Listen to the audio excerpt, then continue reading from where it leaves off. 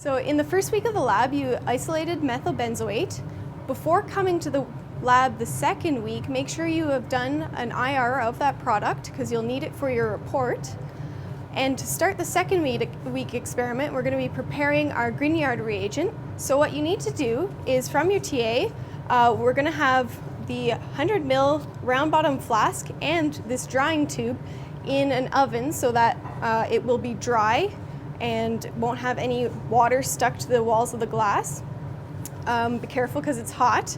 And you're going to be taking this and getting your TA to add 2 grams of magnesium turnings into the round bottom. And as soon as you get them in there, make sure you put the drying tube on top, and that's going to make sure that no air or moisture from the air gets into the reaction flask. So once you have your magnesium turnings in the round bottom flask, you're going to be taking your heating mantle, making sure that it's plugged into the variac again. And you're going to take this and you're going to be turning the magnesium turnings inside, and you're going to be drying them. So you're heating them up to make sure that any moisture that's stuck to the outside of the magnesium turnings, you're going to be heating that up and making it volatilize away, and that's going to come out through the drying tube. And you're just going to kind of turn this around, and you want to go until all the magnesium turnings are able to turn freely inside. If there's moisture on the outside of them, they're going to stick to the glass and you'll be able to see that they're not quite dry. But here, as you can see, they're all flowing freely, so this is ready to go for the reaction. If you're having troubles getting your reaction to go, you can always talk to your TA and they'll come around and make sure that the magnesium is cleaved and ready to go, and they'll just press them with a stir rod. Once you've dried your magnesium turnings and you're just allowing that to cool down to room temperature, you want to set up your condenser so it's ready to go. So you put it in, remember, water in the bottom and out through the top. And you know it's cool enough to go ahead with the next part of the reaction when you can hold it in your hand without it being too hot that you can't. So that's just a rule of thumb. You're going to leave the drying tube on it as much as possible and then quickly switch it over to the condenser when you're ready. And that will just ensure that we don't get any air into the reaction flask. So to start out, we're going to be adding 15 mils of ether into the reaction flask. So you're just going to take this off, quickly add it, and then put it back on top. So we're going to do this here.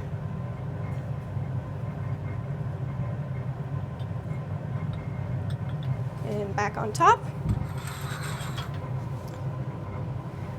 Then we're going to be adding our bromobenzene, and as soon as we've added that, that's when we're going to put the condenser on the top. So it might be easier if you have it unclamped ready to go. You could have one partner holding the condenser and the other person pouring it in and removing the other one. I'm just going to put it down on the bench ready to go. So we're going to pour this in.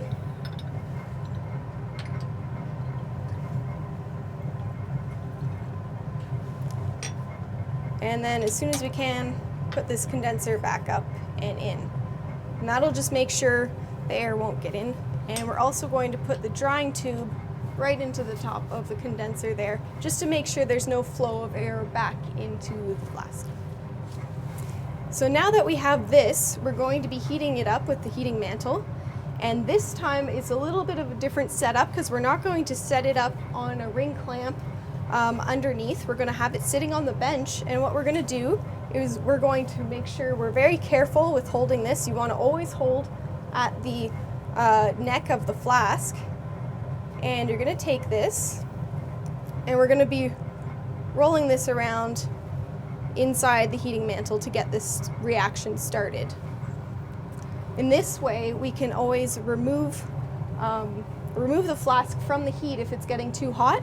And you can have a ice bath set up so that we can cool it down. So the idea here is we want the reaction to start boiling, but we want it to be at a constant boiling rate. If there's too much boiling, then we want to remove it from the heat, and if it gets too cold, we want to bring it back. So you can see already that we're starting to drip here, and while this is going, I'm just going to support this on this clamp here.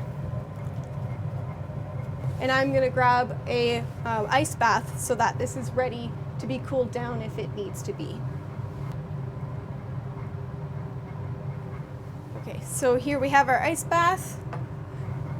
And at this point, if you've been waiting about 2 to 3 minutes for this to start going and it's not boiling yet, or you can't see any refluxing happening, then what you want to do is tell your TA, and they will come over and they'll take a glass rod and they'll actually just break up the magnesium so that you have a fresh face of magnesium in order to start the reaction.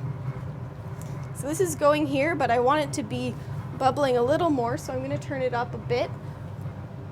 I started it on low, probably about 7, and now I'm going up to about a 10 on the Variac.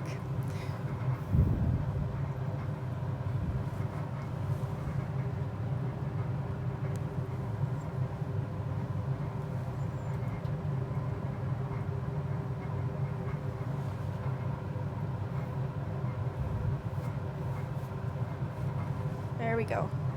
So you can see that as that temperature was rising, the drip started to come faster and faster, and now we've got some boiling going down in the bottom. And this is what you want your reaction to look like here, is this amount of boiling. If it boils more than this, you'll want to raise it up out of the heating mantle and cool it down. So you can see that if we just remove this from the heat, it'll just cool down a bit. We can also use it to stir the reaction a tiny bit. And also, you don't always have to dunk it right into the cold bath. Sometimes just hovering over the top will help to cool it down. So there we go, we're kind of cooled back down. It's not boiling as vigorously as it was.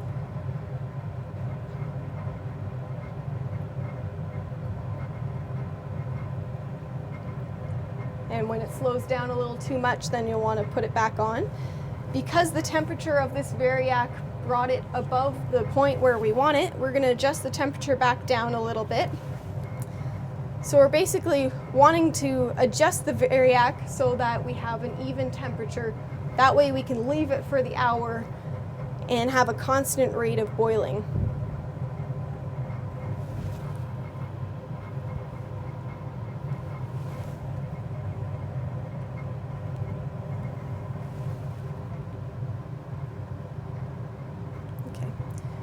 And once you have that constant rate of boiling, you can leave this for an hour.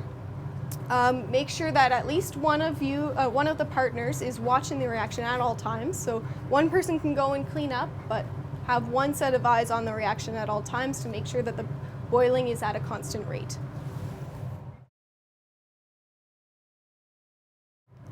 So once this has been going for about an hour, we're going to take it and we're going to move it into the ice bath, just to cool it down and get it ready.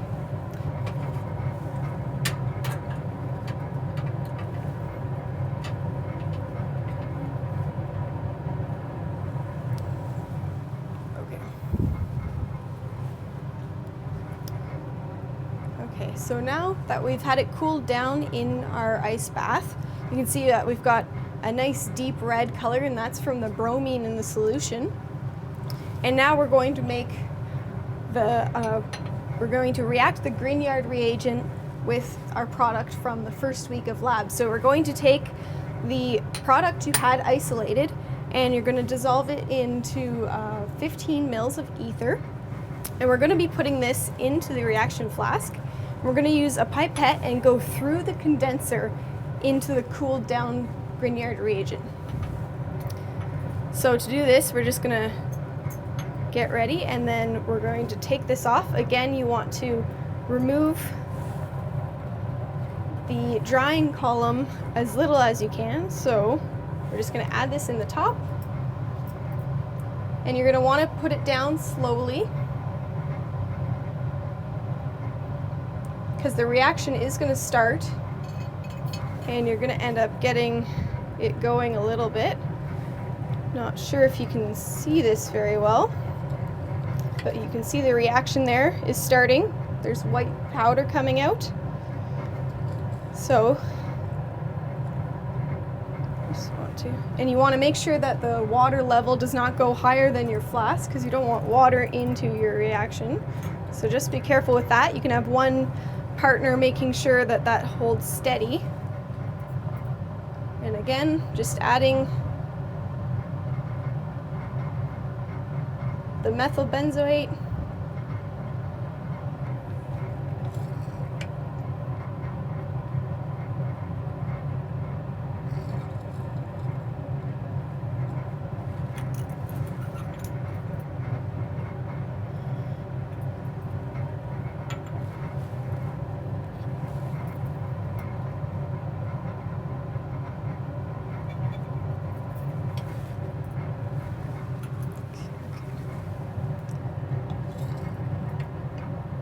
So once this reaction has stopped, and we're just going to add another 15 mils of ether, and we're going to use that to rinse out our flask here, just to make sure that we've had a complete transfer of our compound.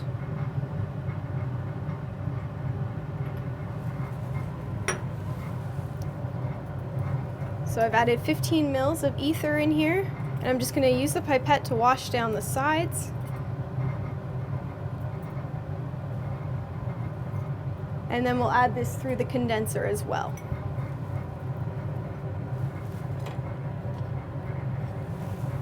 And make sure that you rinse around all the walls of the condenser to make sure everything went down to the bottom. So once you've added all of the ether over and the reaction is completed, we can now take the condenser off and just put it back here. And then we're going to stopper it right away. So a cork stopper, which your TA will provide you with. And then that's going to be ready to stay for next week. So that's the end of the second week lab. You can see that there's solid settling to the bottom, and that's what we're going to isolate next time and use for the last part of the reaction.